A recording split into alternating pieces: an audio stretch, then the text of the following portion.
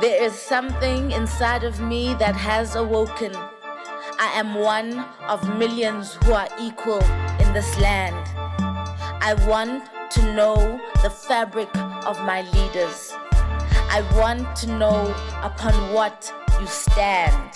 I wish to know the character of the leader and why, and if I should really follow the leader. I wish to know ukuthi endlek why I should vote for you.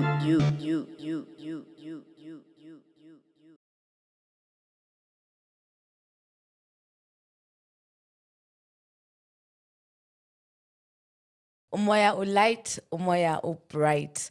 Welcome to the election special 2024 for South Africa.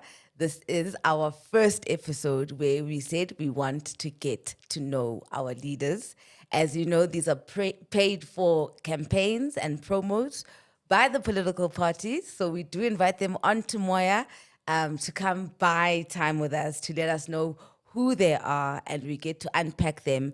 As you know, South African politics is a space that we may not necessarily completely understand. We just go for whoever we like, whoever's the most popular one, then we're going there, you know. So we just thought that maybe that's why our leadership is the way it is today, because we haven't had time to sit down and think about who we're voting for and why are we voting for them and what kind of people are there and what do they stand on, you know? So we hope that more political parties will bring in their more established leaders with stories so that we can actually unpack them, get to know them, so that when voting comes and we make our crosses, we know exactly who we are voting for.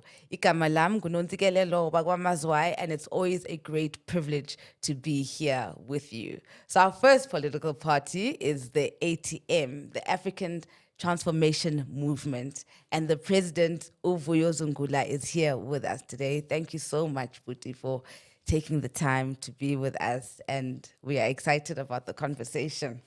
So we're going to start from the beginning because we want to get to know you and where you come from so that we, you know, are you from Ikasi or from the rural areas? So where did you grow up? What was your family? Yeah, so I grew up Ugoqwana, which is a village that's like 30 k's away from Mthatha. Then I went to stay in Sobomvu, which is Ekasi now, up until I did my matric. Then from matric, I went to NMMU, which is PE at Gqeberha. That's where I studied my BCom degree. And after that, I went to Gauteng Centurion, where I did my articles in my, I think it was my first formal job. So basically, I've managed to live in the village, Ekasi, Centurion is Centurion. So in that, because I want to get to know the person. What did you have siblings? Were you raised by your grandmother?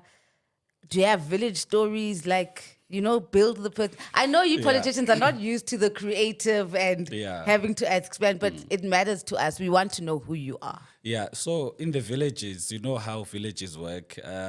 Kwakumnandi growing up, you know, having to uqokelela inkomo, wake up in the morning, even before you go to school, you milk the cows, and sometimes you do a bit of farming. And the funny stories has always been isibhogo, whereby you are afraid to go out at night because kukhona isibhogo ezilalini esiboniweyo. Again, when I went to stay in Sobomvu, I think now there was more of the crime stories, unfortunately, whereby if uyahamba ebusuku, there's higher chances of you being robbed. Even if uphethe ilofia sonka, when criminals see something of value, they are going to try and rob you. So that was my life. So fortunately, I grew up as Lalin with my grandmother from my father's side. Then when I went to Msobomvu, again, grandparents from my mother's side. In the villages, it was my father's side. So most of the time, my upbringing has always been with grandparents, and I do have a brother and a sister. How did that affect who you are today in childhood, Jaco? What did you see that made you want to get into politics? Growing up with grandparents are people that naturally have got so much love in the sense that they will, when you are a mother or a father, you are always strict to abantwana bakho. But when you are a grandparent, then you have got so much love. And again, you welcome everyone. Because I remember in the villages, I think there was almost more than 7 of us, including cousins, etc. When I went to Msobomvu again, I think it was more than 10 of us. So there'll always be more. It won't be a situation whereby nguwe and your own siblings. It will be more people. So you get now to learn to share. You get now to learn to coexist with more people. Get to live a much better life because you're sharing with so much people. You do not have lanto of being selfish as a person. So I think what made me to be interested now in politics, it was basically how my grandfather in the Msobomvu was a person whereby the councillor used to always ask him for advice because Utata was a bishop in church.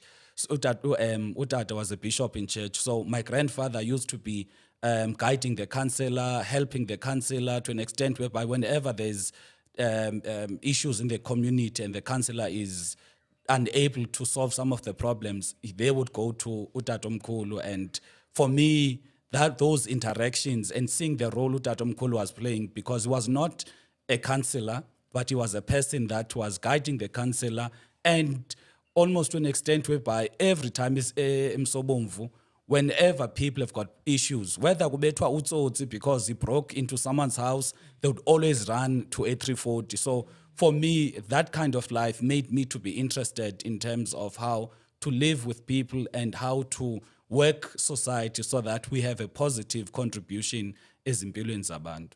So then, which person were you when, like in high school? Which character were you? What is it? Okay, so I was very naughty. Really? Very, very naughty. To an extent whereby some of my teachers now, they always say, you, such a disciplined and no? articulate person, whereas eskolweni, you were very naughty. I think it's only when I became a head boy that my attitude and my behavior changed, because now I was in a position of responsibility. So I had to lead students towards, being, to behave in a proper manner. And at the same time, I was a link between the teachers and the students.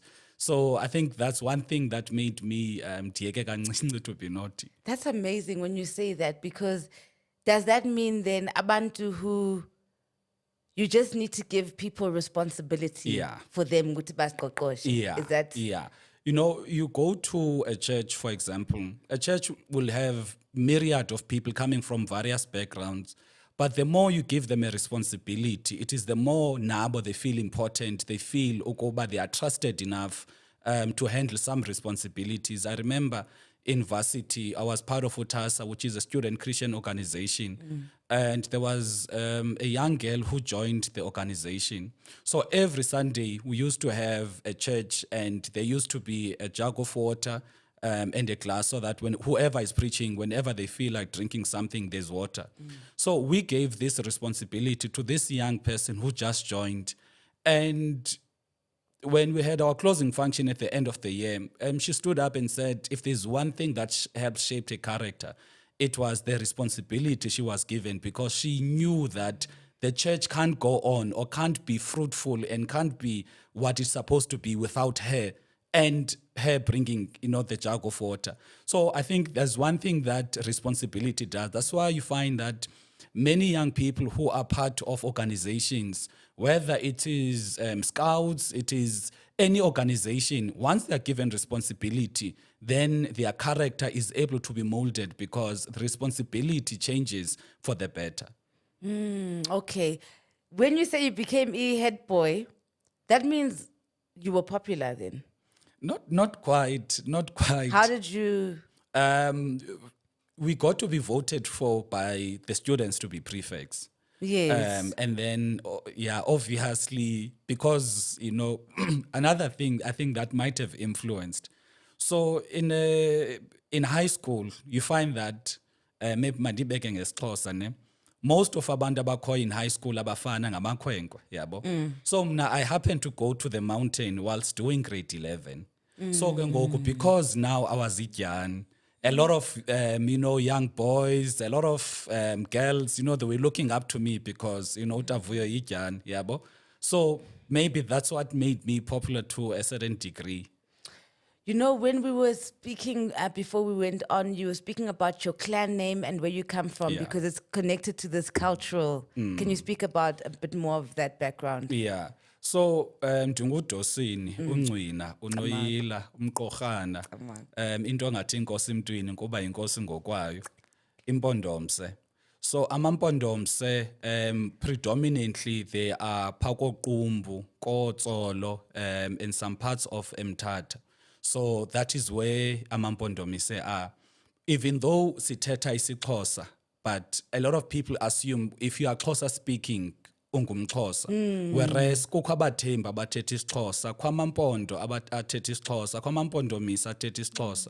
So it's only when you go now to the villages, deep rural areas, where you pick up ukuba isiXhosa sakutsolo is different from isiXhosa maybe se Flagstaff, because ngamampondomise ngapha kweli cala ngamampondo. So that is where we come from. So for us as amampondomise, singabantu abakhathalayo, abantu abanothando, abantu abanovelwano ngentlungu zabantu.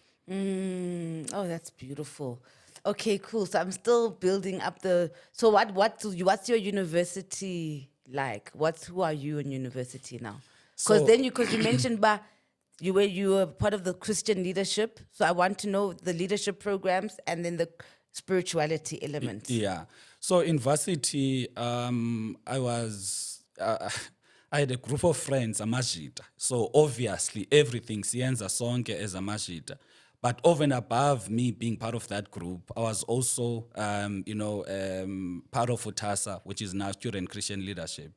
Now, with amajita, it was always by Fridays, we go out, we play soccer, we do things that are done in varsity. Yes. And we had a society that is an organization called Spotlight, which we founded. So this organization was organization was an organization that was identifying talent. So we used to have talent shows because we believed Kuba, when a person comes, not all of them will be good in terms of the academics. So we need to try and create a platform for them to actually nurture their talents. So we had dancers, we had poets, we had singers, we had all types of students performing in our events. So when it comes to the Student Christian Organization, because I come from such a home, because Utamkulu was a bishop, Utata an apostle, so it was part of me to be part of UTASA. But there's one thing that I actually learned UTASA. When I was back home, going to church was because I'm forced or because I don't want to get into trouble with my parents. But it's only when I became active in TASA that I started now having a personal relationship with God and being able to interact with the Spirit. Because God is personal. People can preach there, they can read the Bible, but up until you've got a personal interaction with God, and your interaction will be different from mine, but it does not make my interactions to be less, impactful. So for me, that's one thing that actually helped to shape me to be grounded, because in the world, especially in varsity, because there's so much going on, it's very easy to be carried away, with friends, with the society that you find yourself in there, and you get to lose yourself as an African, because as Africans, we are spiritual beings who ought to be guided by spirit. And by being guided by spirit, to some people, it is something that it's like a myth. But when you are guided by the spirit, it's like, if we are driver, sisinziki uthi kube khona a voice in you ethi thatha le route, when ungazi ukuba where is this voice coming from, but you know ukuba there's something guiding you, only to find mhlambe there's an accident there okanye there was danger to you there, because sihamba nabakiti amawethu asikhokhelayo amawethu asikhuselayo. So when you are guided now by the Spirit, you are able to have the Spirit of God as well, being able to shape direction yakho, and nawe ukwazi to reach your destination and your potential, because that is the purpose of the Spirit of God in you, is to help you become a better version of yourself and to fulfill your potential yakho. So how do you mix your religion and politics then? It's not really a mix, in the sense that because you are grounded spiritually, you do not allow yourself to be swallowed by the political system. Ukuve abantu bathi, this is politics. Now they are actually referring to xa besenza izinto ezi-wrong. Like they will kill people, they will tarnish people's reputation, and they will do all sorts of izinto ezingekho right, all in the name, this is politics. But when you are founded, when you are grounded on spirituality and knowing who you are, then you don't allow yourself to be swallowed by the system. It is you who works the system in accordance to your values, because what we are lacking as a country, number one, it is leaders who are spiritually grounded. Leaders abazomazi umntu, because there's no way you could be spiritually grounded. Uthi xa ubona abantu, you only see votes. That is why abantu, they will go campaign, promise izinto that they know they are not going to happen, not understanding ukuba when they are making such promises, they're actually creating a false hope. And once abantu have got a false hope, you get to destroy their trust, because you can't go to abantu and promise them houses. When you become a president, you don't build those houses. You are going to destroy the essence of ukuphila, because abantu, if there's one thing that makes people to live, it is hope. Because you wake up in the morning with the hope ukuba you are going to have a job, you are going to, become better and have a better life. Now, if someone comes in the position of leadership, destroys your hope, they've destroyed humanity, because hope is the one thing that makes abantu to be able to have, a life worth living. So for me, what I learned, ukuba, let me not be swallowed by the political system, That is why I refuse to interact with some of the political players. We can talk there in terms of debating and stuff, but you can't, if they are going to invite me to a wedding, to a bride, all of those spaces, andifuna ukuya, because I do not want to contaminate myself and end up being the very same typical politician that has destroyed the lives of many South Africans. Hey, and politicians lie, hey? Yeah, lie. Because they want votes. And if there's one thing that I personally dislike, do not, sungathembeki ebantwini. Do not go to people and make empty promises. Because yes, this person will vote for you. And when a person is voting for you, they are voting for you because banalantu koba, we trust this person is going to deliver. Immediately you break that hope, you break that trust, then a person now has got no reason to live. Hence, when you go now and campaign in the townships, in the villages, to abantu that are poor and desperate, they are going to be like, we've given up on life, because since 1994 we've been voting.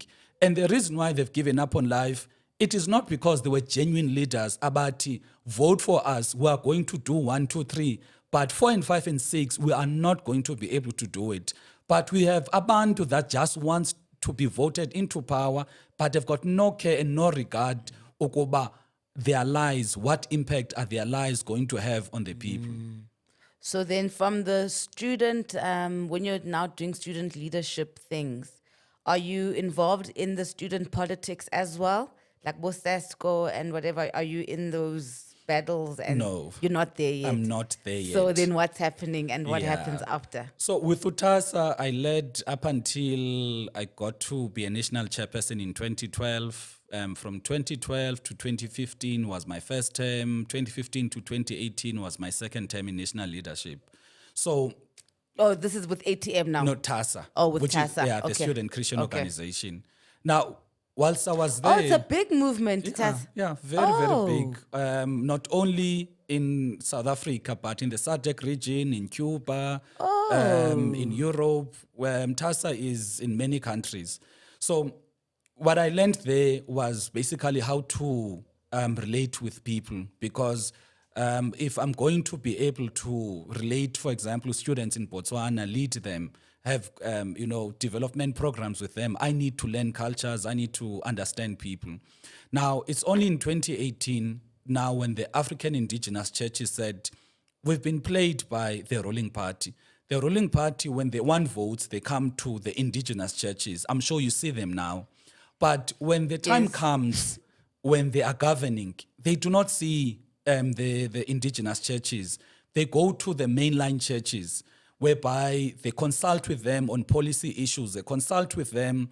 Look at, for example, the time of COVID, when there was lockdowns.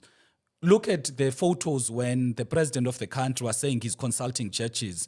Ama Nazareta, which is Oshembe, were not there. Revelation Spiritual Home was not there.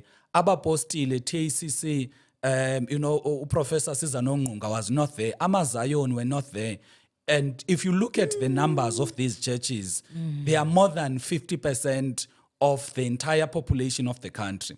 Now you ask yourself, Okoba, why is it that the government wants votes from these people, but when they are governing, they are going to be listening to the mainline churches? And remember, with the African indigenous churches, it is churches that are indigenous in nature, meaning they infuse our cultures, our traditions and norms with spirituality. Whereas with the mainline churches, most of the time, with some of these churches, when you go there, they will say nonsensical things such as, Bati, our ancestors are demons, So that is these churches now, the African indigenous churches, who said, let us have a voice so that we can speak on our behalf in parliament, so that some of the things that the government is doing, we are able to call them out.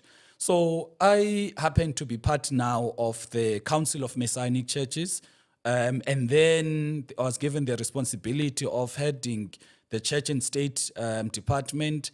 And then that is whereby ATM was formed, because ATM now became a vehicle to be a mouthpiece of these indigenous churches. What? However, before I forget this, now, when ATM is going around speaking to royal leadership, speaking to communities, they were very clear about it to say, we do not want another Christian party. Because a Christian party is going to be a party exotic. This is what the Bible says. Yes. And therefore, if something is not in the Bible or something is in the Bible, we are guided by the Bible. So they said, let us have a party that will embrace everyone. That is why in the ATM, you are going to have traditional healers. You are going to have different faiths. You are going to have atheists. You're going to have wonke umntu, because we're a party of everyone. So it's not strictly Christianity. No. The only thing that defines us, it is our spirituality in the sense of a value system. Because we're of the view, Ukoba, if you want to fix South Africa, you need to build the moral character of South Africans.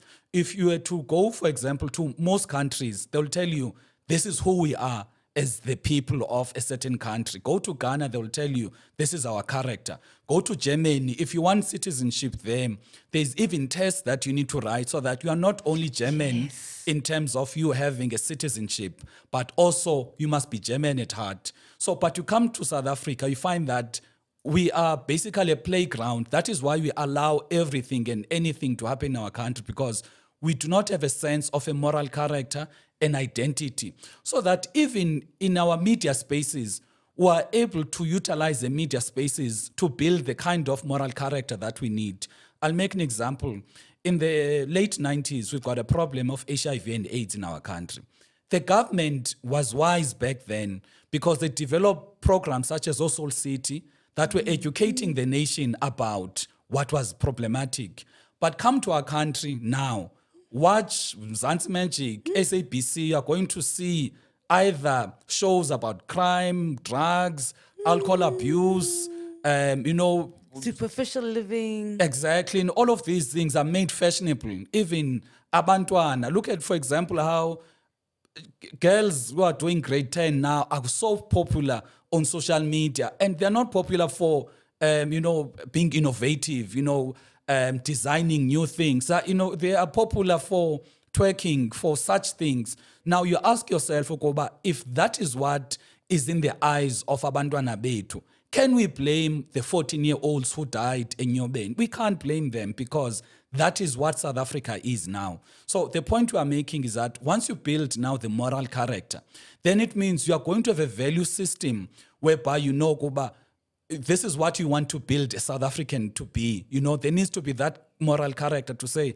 a South African needs to be someone that is patriotic, someone that is ohlonipayo, someone that is ubuntu, someone that holds the ones that are in power accountable. That is what we want, so that by the time other people from other countries want to come to South Africa, they know that this is a set value system. So they need to work in line with the value system instead of our cultures, our traditions being diluted every day because you can't really tell what is a South African. So then you guys get together and you decide that, okay, the spiritual movement needs to get into parliament. Yeah. So how does that process work out? And then how do you end up victorious and that whole story? So because I was heading the church and state department, I was given a responsibility to go to the different churches, now explain why is it important, because a lot of churches have been misled to think that religion and politics do not mix. They are misled to think that by the virtue of them going to church, they are immune to the realities of this world. Whereas whether you go to church or don't go to church, if there's load shedding for everyone. If there's crime for everyone. If there's a problem of unemployment, there's unemployment for everyone. Now, wise people in the churches influence their congregants to shape the direction of the country because they know ukuba once the direction of the country is shaped ngendlela right, you are going to have that comfort as a human being ukuba you are leaving the world a better place, and at the same time your children will get to inherit a better country. So we had to now face that difficult task of educating people about them being active in their own governance, because politics is nothing more than being active in your own governance. It's not like when kusitwa be involved in politics by voting, by informed on your political choices, you are making it for another country. Because it is you as Unsiki that need to, vote for a person that will govern you. If this person is saying is going to say lockdown, no church, no spiritual activity for Otokoza, whereas political parties are able to have rallies, it is your doing because you are the one who gave that person power to preside over you. So that was the most difficult task because a lot, even now, you are going to have a lot of people abakholwayo abazotha bangena indawo kwi-politics, of which at the end of the day, whether uyakholwa okanye awukholwa uyangena, So that was the most challenging part. But when I got to parliament, because we contested in 2019, we got 2 seats. Now, when we got to parliament, that's where I saw the actual problem in our country, that we think that politicians are independent. We think that parliament ought to be a space whereby there's going to be ideas, debates centered around ideas as to how to move the country forward. Only to find that we are going to have politicians there that have got no care or no regard about our future, about the country. To an extent, I remember one time I was debating, the debate was about unemployment in September 2019. So as I'm on the podium, people are heckling, they're howling me.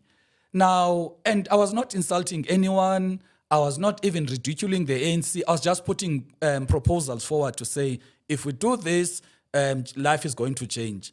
Now, when I met some of the people from the ruling party and as well as opposition parties in the corridor, some of them, when they're greeting me, ubona umuntu xa umbamba xa umbulisa ufuna ukwenza la shoulder bump, uthi kuye, you know what, athi lo tata kum, mntakwethu ubambe yona, qhuba. And I'm like, but tata phangaphakathi ubundiheklish, ubundihawula, so utsho njani ngoku kuba I'm doing well? And he responds to say, you need to understand politics. When you are there in parliament, we are serving the interests of our party bosses. So if our party boss is against you as a person, we've got no choice but to agree or to do what will make us to be in the right books of our party bosses. So that is why you find that in parliament, you don't necessarily have 400 members of parliament. You just have, if there's 14 parties, you just have 14 members of parliament, because it is the party bosses that are going to dictate what must happen. So, for example, you're going to have the ANC. They will have, let's say, 240 members.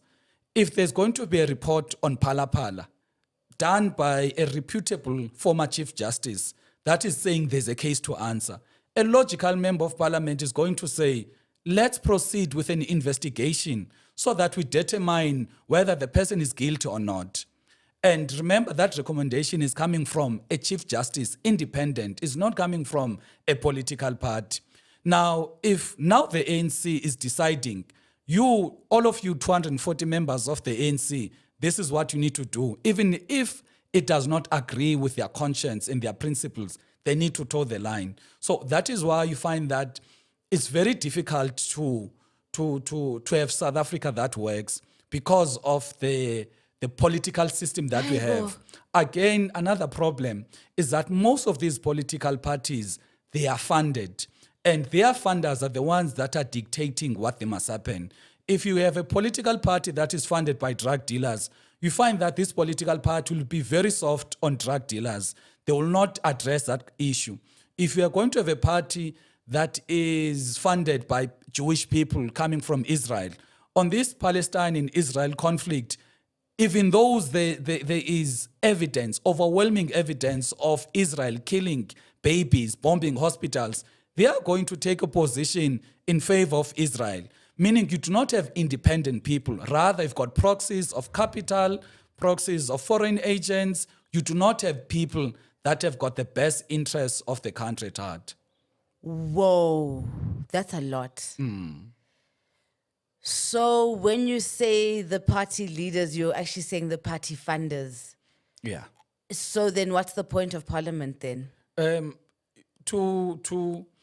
Parliament can only be able to do right by the people if it is dominated by people who are not funded by these companies. Because there's no way in which someone is going to give you 500 million rands for your campaign. And you think that person, for example, let's say farmers give a certain party 500 million for campaigns. Now, when that party now needs to vote on land expropriation without compensation, even though they look at the facts to say bulk of the land is in white hands, now expropriate this hand so that all people can share. This party is not going to vote in favor of such a bill because they are afraid of losing their funding. So that is why you find, Okoba, the system has made it to be deliberate that politics is expensive, in the sense that if you do not have money in our country, there's very, very few chances for you to succeed. That is why people rather take deals with the devil, because they want to succeed. Look at most parties. A party will be formed in 6 months' time. They're going to go on a trip overseas, go to America, go to Europe, go to Israel. And they're going to say, we're going on a study tour, or we're going to interact or engage. They're going there to beg for money. And when they come now with the money in SA, you find that you're going to have posters everywhere. They're going to have T-shirts. They're going to pay people. But at what cost? The cost that is there is that when they become government or when they are in parliament, they are not going to represent the aspirations and the will of the people. They are going to represent the interests of whoever that is funding them. That is why Thomas Sankara said, whoever funds you controls you. So we as a party, we are funded by our people. Ever since we got to parliament, we do not have any wealthy funders that are dictating to us. That is why we're able to call out the question of rand manipulation, because we don't have bankers that are telling us do this, say that, or don't say that. Again, most of these parties, if you look at how they were able, the previous parliaments were able to hold accountable the former President Zuma, whereas when it comes to Mr. Ramaphosa has not even had a single vote of no confidence against him. besides the ones that have been presented by the ATM. Now you ask yourself, what are the other parties if they were holding the former president on a question of principle? Because President Ramaphosa has done the country bad as compared to President Zuma. Because if you look at, for example, the indicators, whether it's unemployment, it's poverty levels, it's crime levels, things have gone so bad in our country. But you find that most of these parties have suddenly lost a voice simply because if there is one funders or a few group of funders that are funding, that is how these funders are so wise. They are not going to find Wena or Wedwa. They're going to fund you, they're going to fund me, they're going to find different people, only to find that all of us, we may be wearing different color t-shirts, but we are controlled in the same place. Wow. That's why I said, what's the point of parliament then? Yeah. Because it comes back to Codesa Yeah. and the constitution and the fact that now the white people are just playing chess with us, basically. So how did you manage to, because your ATM is growing, you know? Yeah. So how do you manage all of this money issue and growing your party organically? Because I think that's what we need to learn. Yeah. So for us, we're very fortunate that people who are coming from the church background, they are used to unikela in the churches. So that is where we survive, in the sense that when we go to our rallies, we do not buy or pay buses to transport the members. Members transport themselves. Even when we have our fundraising activities, we raise money through those fundraising activities. Otherwise, the cost that we do not want to have, Tina, it is to sell out our people only because we want to be in power. Yes, we want ATM to be in power, govern the country, but we do not want that to come at the cost of betraying the trust of South Africans. Because look at, for example, in our country, you've got a problem of our infrastructure being damaged left, right, and center. But ask yourself, where is the government there? Where is the political will to actually resolve such a problem? In Kenya, there was a problem whereby the scrap yards were actually buying infrastructure. Within a week, the president of the country there issued a ban closing all of the scrap yards, because if you are going to be stealing cables, you are going to be stealing railways, you are going to go via a scrap yard. You don't have another choice. So they closed all of that within a week because we're trying to deal with the problem. But come to South Africa, we always talk about there's no power there, only to find that it's not even load shedding. Someone stole cables. But we ask yourself, where is the political will of our government in terms of resolving these problems? We've got our children eating or being fed poisonous fake foods in the townships, but the government is silent. Instead, they'll say, be vigilant. How can a poor person be vigilant? Because if they are going to go to the nearest place where they can buy, they are bazothatha loo nto bakwazi uyifumana. So political will is subject to the will of whoever that is controlling you. And that is why you find some of the ministers, I remember a few years back, one of the ministers spoke about an education system. But if South Africa had a certain kind of an education system, would be skills-based, would be doing 1, 2, 3. And you ask yourself a question. You are in government. As a minister, you cannot be talking as if we're opposition party. It is opposition parties who can critique you. But you, in power, you need to say, this is what we're going to do. Listen to Mr. Ramaphosa. Every time he speaks as if he's like an analyst or an economist saying this is what's wrong in the country. But if you're to compare him with President Putin is going to say, this is what we're going to do. This is what the problem is. This is how we're going to decisively deal with the problem. So you can have a president, but if the president is a proxy of capital, of foreign agents, then the country is better off without the president. But you can have a president which does not have the backing of business, backing of all of these foreign agents. That president is going to do what is right by the people of our country. So I want to know how ATM relates with the other political parties. Like, what are your thoughts on EFF? What are your thoughts on MK? What are your thoughts on ANC? Like, what are your thoughts? Yeah. Look, for next year, firstly, we relate well with all parties because we believe that the nature of our problems require that our constitution be changed. We need a new constitution that is not as a result of compromise because 1994, we had a negotiated settlement. It was not that black people won. There was people sat down, negotiate, and in negotiations you compromise, particularly on the issue of the economy, on the issue of the laws, and the issue of the mineral wealth. There was a big compromise. Now, for us to be able to do that, we need a 2/3 majority. There is no way in which you can have a 2/3 majority where if you are going to be anti-different parties. So that is why we always put into 80, let's have a program of action. And once we have a program of action, then we can be able to work with the parties instead of saying, let's have a blank coalition whereby we just work together. We don't know whether we're coming or going. But if there's a clear program of action to say there must be land expropriation without compensation and there must be a farming revolution so that every person with arable land, whether it's a back garden, people must farm. Because when people farm, then it's going to reduce the cost of the food prices and it's going to make us to be stronger because our food security is going to be centered on the people instead of it being centered on few farmers. And the other issue on the program of action, let's have a state bank because we know that these greedy banks have manipulated the rand and there's unethical practices whereby they charge you as a black person higher interest rates than white people. But once there's a state bank, it means you now have an intervention in terms of having a bank that will provide financial services to the people, and you are going to be able to control that bank to act in line with the national interest.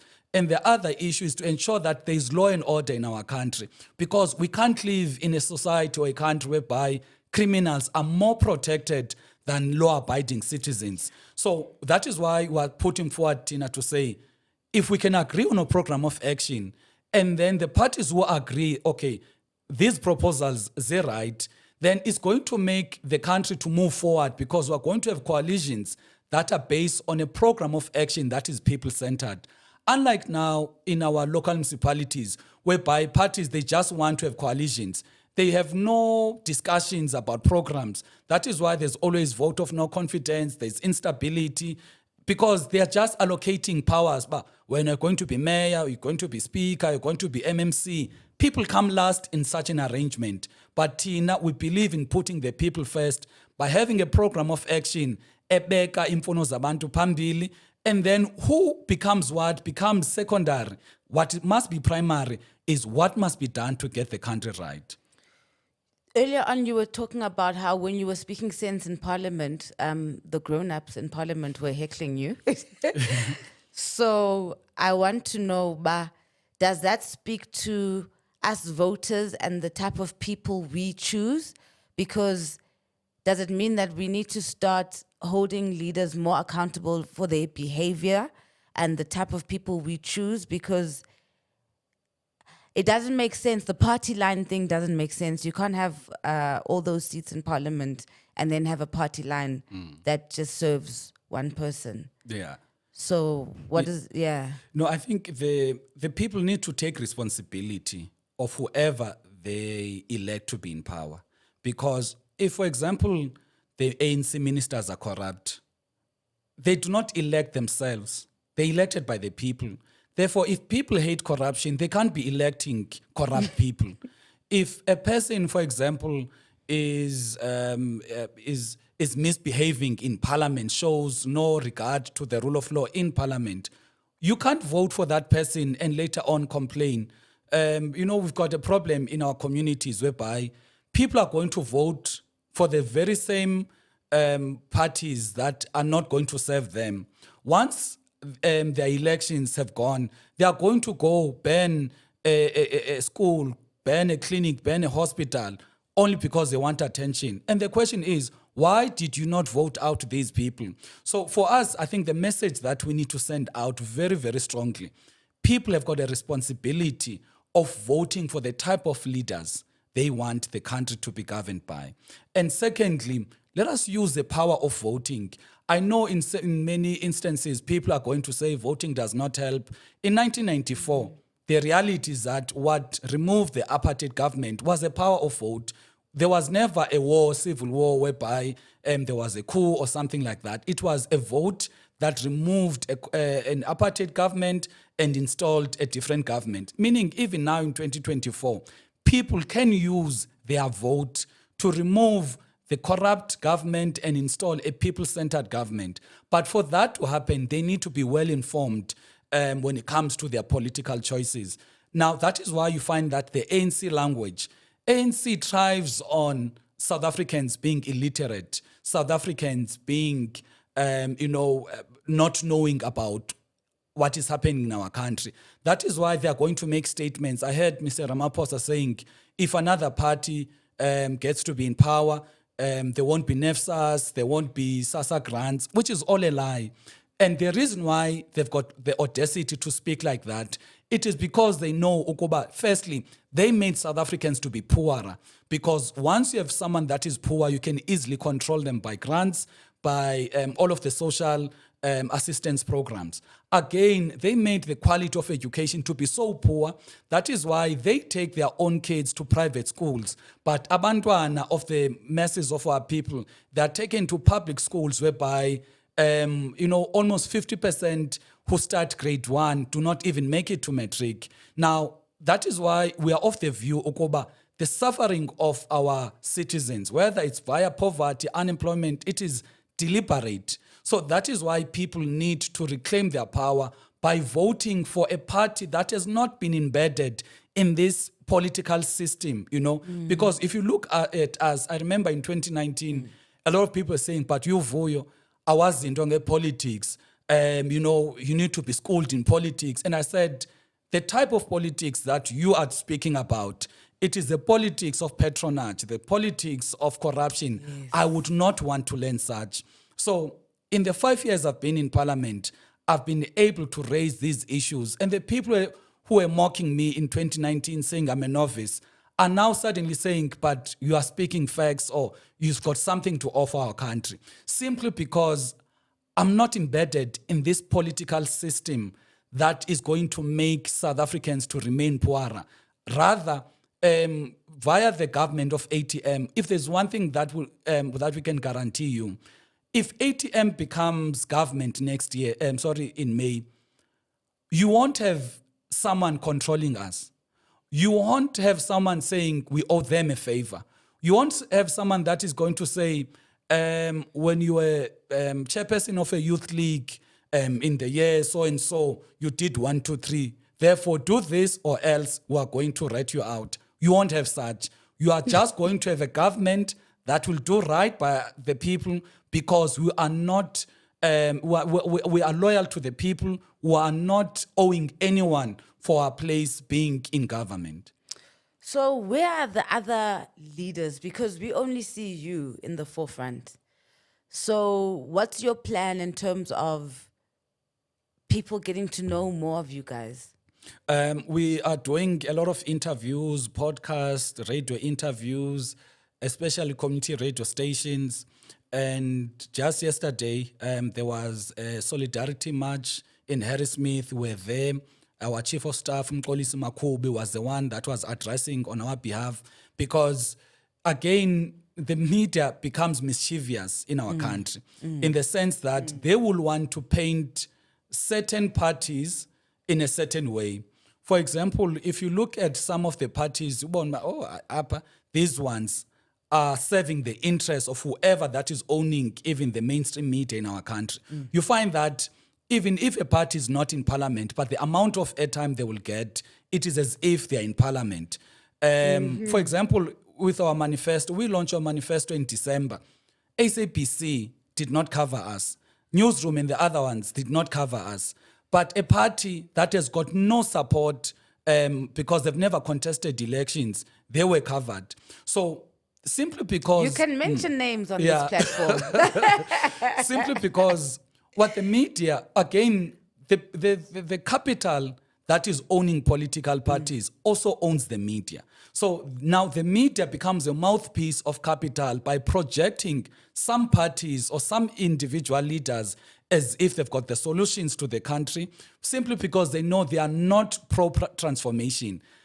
Parties that are pro-transformation, I can guarantee you, it's either they're going to get a media blackout or they are going to get a negative media coverage. For example, as before 2019, people are saying that Mr. Zuma, Mr. Mahashule, RET formed ATM. And ANC did a commission of inquiry. In that commission of inquiry, the results were out, and it was done by Dr. Frin Jinwala and Utata Ukhalema Motlanthe. They came out and say none of the ANC leaders are involved in the formation of the ATM. Sunday Times, who had a big media drive before the elections, did not cover that. The mainstream media did not cover that simply because they want Abantu to have a negative perception about us as the ATM because it serves their interests. Because once people get to see ATM, know more about ATM, and be well vested in terms of what we offer as policy solutions, we are most likely going to increase our votes in our seats in parliament. And we are going to have a much bigger voice in terms of pushing transformation because our Nseki is to transform the economy, because we can't have an economy that is in white hands. You remember when we spoke in one event when I said more than 80% of government spending goes to big white companies. What? What do you mean when you say that? Unpack it so that we can hear it. It means whether it is a state-owned entity, it is a municipality, it is a government department. If they have 100 rands to spend, more than 80 rands goes to Abo Bidvest, these big white companies. And SMMEs, which are predominantly owned by black people, only get less than 20% of the entire government spending. And government spending is in the region of over 2 trillion rands, meaning if the government has got over, let's say it has over 2 trillion as a budget for a year, not even 5 years, for a year, over 80% of that money goes to these big white companies. That is why you are going to see Bidvest everywhere. I was surprised, in fact, I was not even surprised.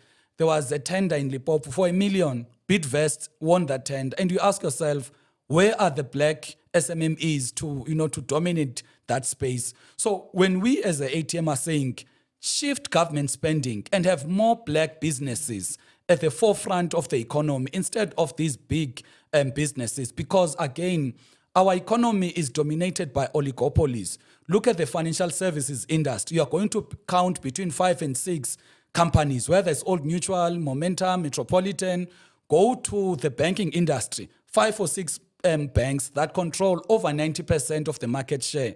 Go to construction companies. So basically, all industries in our country, they are dominated by between 5 and 7 companies who control over 90% of the market share. So when we're saying as the ATM, transform that so that we have more black people being producers instead of black people always consuming. We want black industrialists. We want black people to own banks, black people to own insurance companies. But under this current system, there's so much gatekeeping. That is why you found, Tukoba, when insurance companies that are trying to grow, black insurance companies, they are going to find a system to work them out. When these communal banks are wanting now to be commercial banks, they're also going to try find a way to work them out.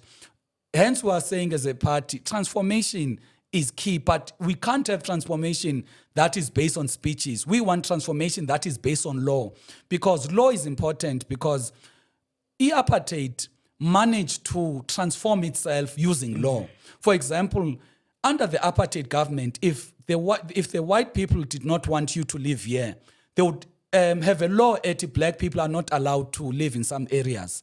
Now, that is how they're able to transform.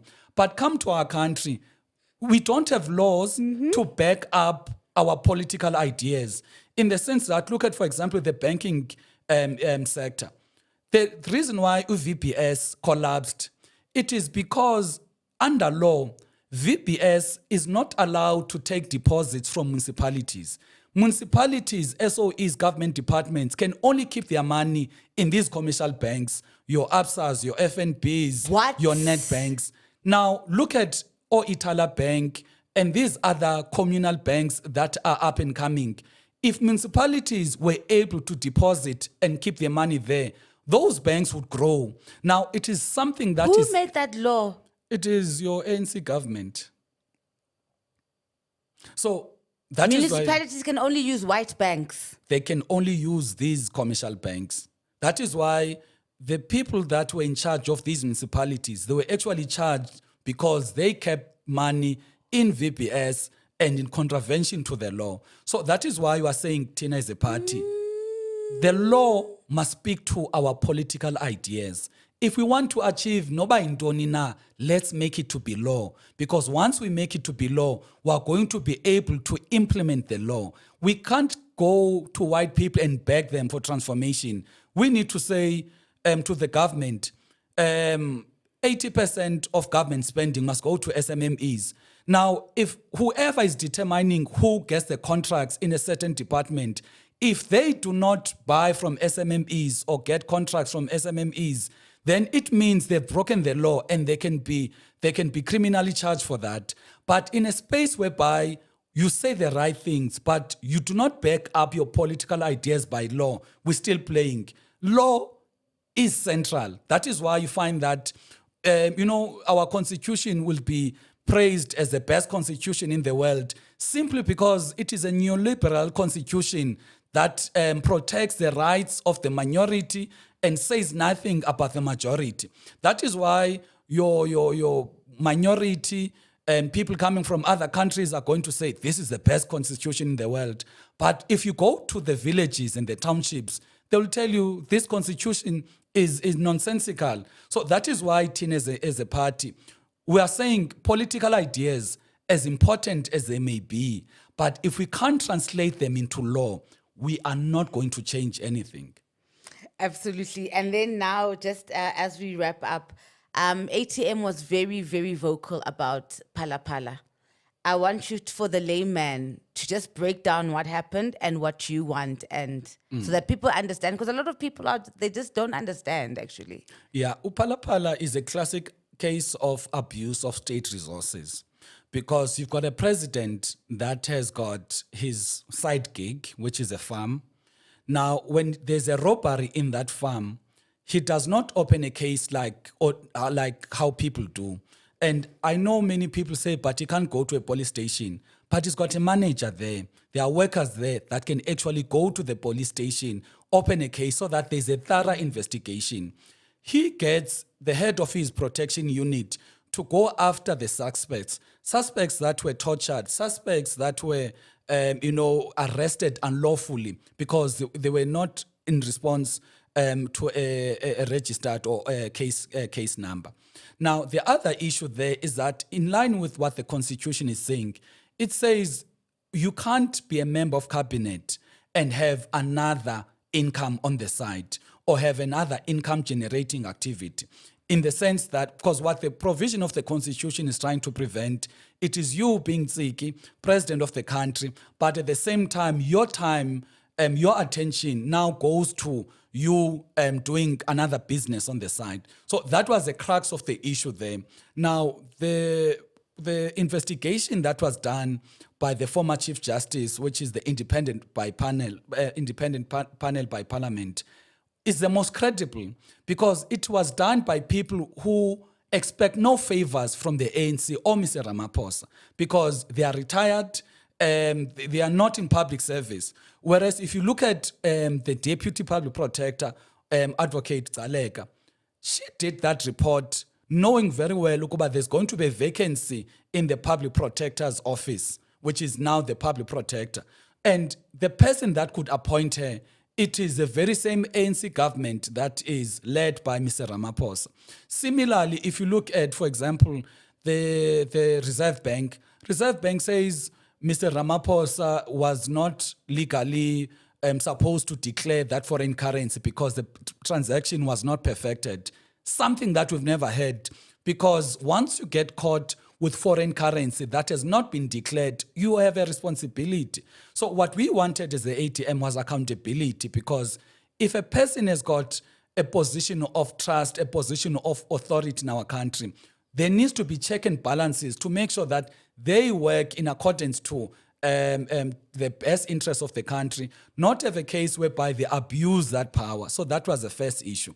The second issue is that for very long in our country, there seems to be this thing whereby if a person is a president of the country, they are immune to being held accountable. So that is what we wanted to change, because we want, TN as a party, when a person is in power, they need to behave, they need to conduct themselves ethically so that other people who follow behind them are able to respect that office, because that office does not belong to the ANC. The office of being president does not belong to the ANC. It does not belong to Mr. Ramaphosa. It belongs to citizens.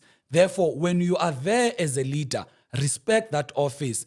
Do not do anything that goes against the spirit of the Constitution and our values and our laws as South Africans. So then why should we vote for ATM?